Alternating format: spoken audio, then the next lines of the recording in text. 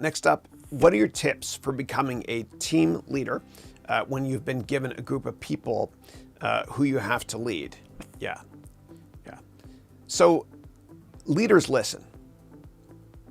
I want you to, if you're new to managing and if you've just been given a bunch of people to manage, what I want you to do is I want you to set up a coffee meeting with every single one of them and listen.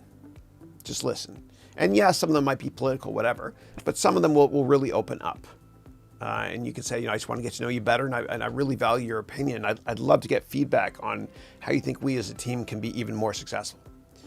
And a big shout out to a wonderful man named Jacques Martin, who was my boss's boss when I worked at Goldman Sachs.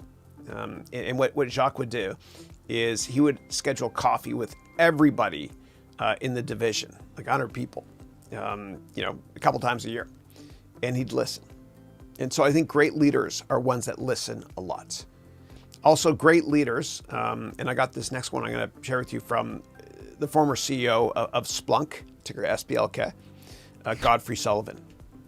And I got to know Godfrey as well when he was a CEO of Hyperion, which Oracle bought, a business intelligence company. And I know a lot of people who used to work for Godfrey. And I asked my buddies that work for him at Splunk, I said, why is Godfrey so good?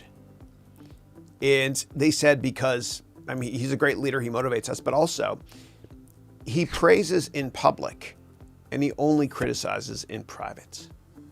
There's nothing worse than destroying the morale of a company and your own attitude if you're berated or criticized in front of all your peers.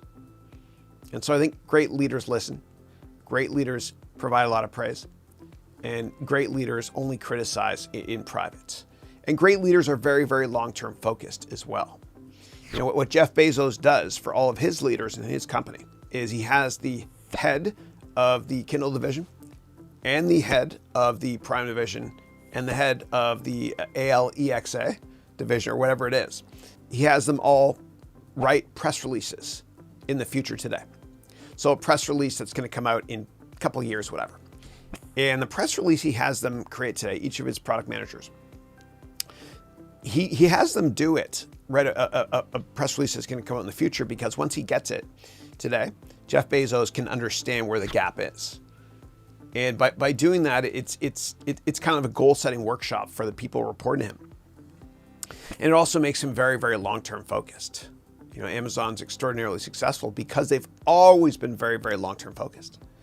And by the same token, great leaders are very, very long-term focused as well.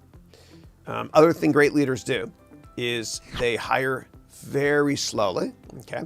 Like I remember when I worked at Goldman years ago, we had to go through 40 or 50 interviews. And the smartest people don't work at Goldman because I worked there, but people that get along with each other do.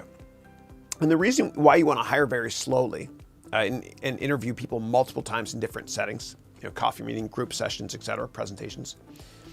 The reason you want to hire slowly is because one bad apple, meaning one employee with a bad attitude, can destroy an entire company. So you got to hire slowly and then fire quickly. And I know that sounds harsh, but the people I've let go in the past, it's been my fault because I didn't interview them thoroughly enough. But you got to hire slowly and fire quickly. And a lot of times when your gut tells you to fire somebody, do it sooner rather than later, because you're hurting them and yourself. You're hurting them because they could be moving on to a different career that they're more passionate about. And obviously give them a wonderful exit package as well, and treat your employees well. Otherwise, you're a bad human being, and also they're going to talk. They're going to tell other people they got a crappy package, which will destroy morale in the company anyway.